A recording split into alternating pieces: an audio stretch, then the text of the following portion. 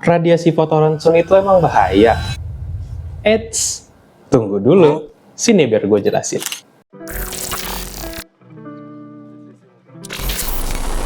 Banyak yang menganggap bahwasannya radiasi itu cuma dari bom nuklir atau dari radiasi medis.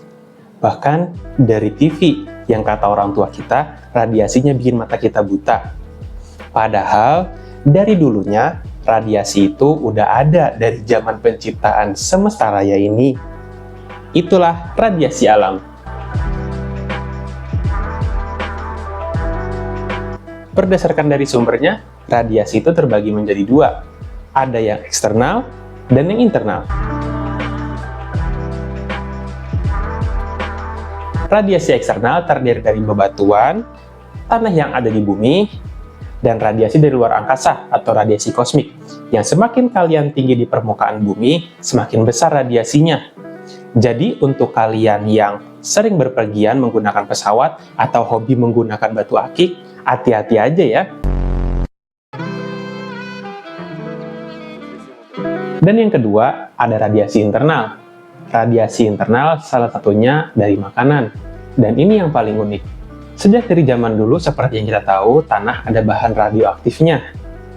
Dan bahan radioaktif tersebut itu dapat terserap oleh tumbuh-tumbuhan.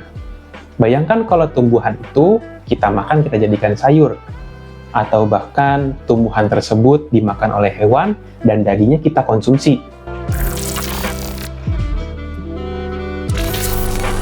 Dan sumber radiasi internal yang kedua dan yang paling utama adalah gas radon.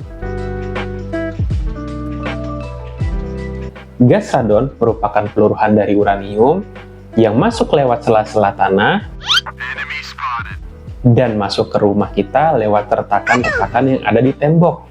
Bayangkan kalau misalnya gas tersebut mengendap dalam kamar kita dalam waktu yang lama. Jadi, untuk kalian yang introvert, jangan lupa buka jendela ya. Sebenarnya, dari zaman dulu kita itu udah kena radiasi. Cuman kita nggak sadar, karena radiasi bukan cuman dari nuklir, atau bahkan dari radiasi medis. Hidup memang penuh plot twist. Dan buat kalian yang pernah kena radiasi medis, terutama ronsen dan CT scan, gue punya metode unik. Namanya BERT.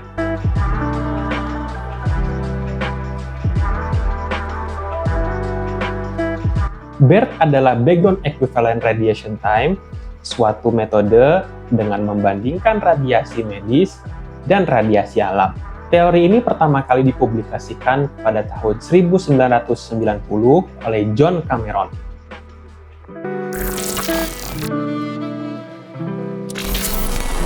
Rata-rata radiasi alam memberikan dosis 3,0 milisievert per tahunnya, sedangkan dosis radiasi dari ronsen toraks atau ronsen dada sama dengan 0,08 milisievert per satu kali foto. Atau bisa kita gambarkan dengan metode BERT, itu sama dengan 10 hari kita kena radiasi alam. Atau bahkan untuk kalian yang sering keluar negeri, itu sama dengan 2 kali perjalanan dari Singapura ke Jakarta. Jadi buat kalian yang ketakutan kalau misalnya habis di ronsen toraks, tenang aja, radiasinya itu kecil banget.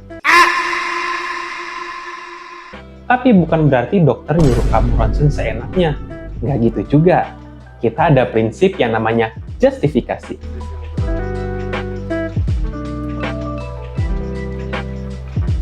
Justifikasi yaitu prinsip yang mengharuskan sebuah dokter memiliki manfaat atau alasan manfaat yang lebih banyak dibanding mudorot atau resikonya. Dan bukan itu doang. Untuk kalian yang anak kecil atau ibu-ibu hamil, biasanya dokter memiliki perhitungan khusus. Kalau bisa bahkan jangan di ronsen dulu. Jadi jangan segan kalau misalnya kalian itu anak kecil atau misalnya ibu hamil, jangan lupa ngomong ke dokternya atau ke petugas medisnya. Mas, apakah dosis ini sudah disesuaikan? Atau enggak, Mas, saya ini curiga hamil loh, menjaga lebih baik daripada mengobati.